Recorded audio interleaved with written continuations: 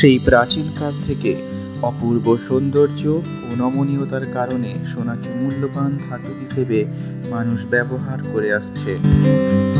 সিন্ধু সভ্যতার সময়কাল থেকেই ভারতবর্ষে সোনার ব্যবহার শুরু হয়। তার বহু নিদর্শন হরপ্পা মহেঞ্জোদারোর বিভিন্ন শহরগুলি থেকে উদ্ধার করা হয়েছে। এমনকি প্রাচীন ভারতীয় মহাকাব্য রামায়ণ ও মহাভারতে সোনা ব্যবহারের উল্লেখ রয়েছে। বর্তমানেও সোনা একটি অতি মূল্যবান সম্পদ। বিয়ের অনুষ্ঠান থেকে শুরু করে মন্দিরের দান সবেতেই সোনার ব্যবহার দেখা যায়। সোনার চাহিদা ভারতে উত্তরোত্তর বৃদ্ধি পাচ্ছে। বর্তমানে সোনার ডিমান্ড প্রতি বছর প্রায় 600 থেকে 800 টন।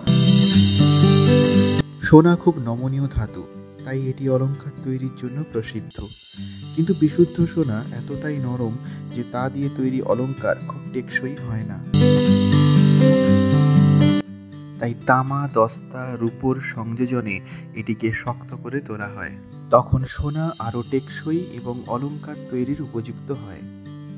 এই অন্যান্য ধাতুর সংমিশ্রণ শুধুমাত্র স্বর্ণের শক্তি এবং স্থায়িত্ব বাড়ায় না, বরং এর রং এবং চেহারাকেও পরিবর্তন করে।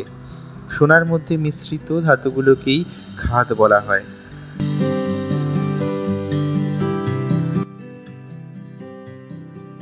সোনার বিশুদ্ধতা পরিমাপের একক হলো ক্যারেট।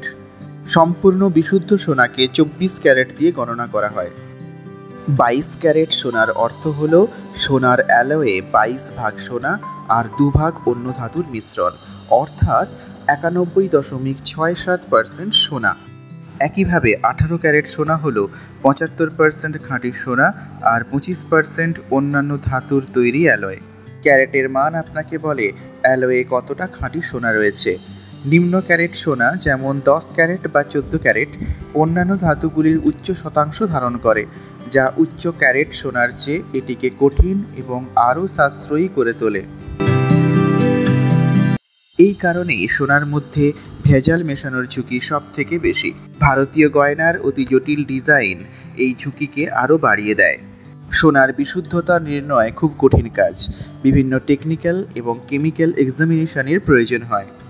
বাইরে থেকে দেখে খুব একটা বোঝার উপায় নেই যে সোনার মধ্যে কতটা ভেজাল রয়েছে। সাধারণ মানুষ এই অপব্যবহারটি সম্বন্ধে যথেষ্ট অবগত, কিন্তু কোনো উপায় থাকে না। জানা সত্ত্বেও এ ধরনের অসাধু ব্যবসায়ীদের দ্বারা বারবার প্রতারিত হন। এই অপব্যবহার ঠেকানোর জন্য 2000 সালে গভর্নমেন্ট অফ ইন্ডিয়া সোনার ওপর হলমার্কিং নিয়ে আসে। ব্যুরো অফ ইন্ডিয়ান স্ট্যান্ডার্ডকে এই হলমার্কিং ইমপ্লিমেন্ট করার দায়িত্ব দেওয়া হয়। 2005 সালে রূপোর ওপরও হলমার্কিং শুরু হয়, যদিও 2021 সাল থেকেই হলমার্কিং ম্যান্ডেটরি করা হয়। 14, 18 এবং 22 ক্যারেটের যে কোনো সোনার অলংকার এবং আর্টিফ্যাক্টের উপর হলমার্কিং এখন ম্যান্ডেটরি। সমস্ত রেজিস্টার্ড জুয়েলারকে হলমার্কিংয়ের জন্য BIS রেকগনাইজড অ্যাসেইং অ্যান্ড হলমার্কিং সেন্টারে জুয়েলারি জমা করতে হয়।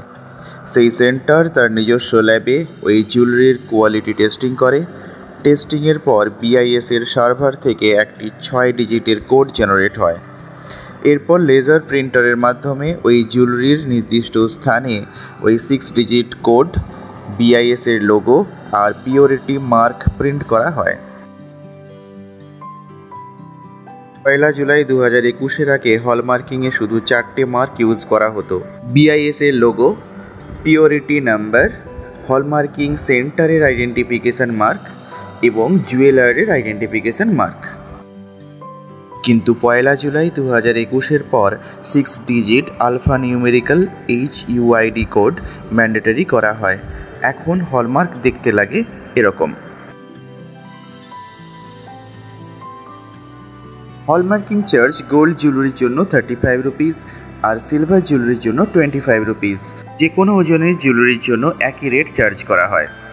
এই 6 ডিজিট HUID কোড ভেরিফাইয়ের জন্য BIS একটি মোবাইল অ্যাপ্লিকেশন চালু করেছে, যার নাম BIS কেয়ার, যেখানে আপনি অতি সহজেই হলমার্কিং ভেরিফাই করতে পারবেন।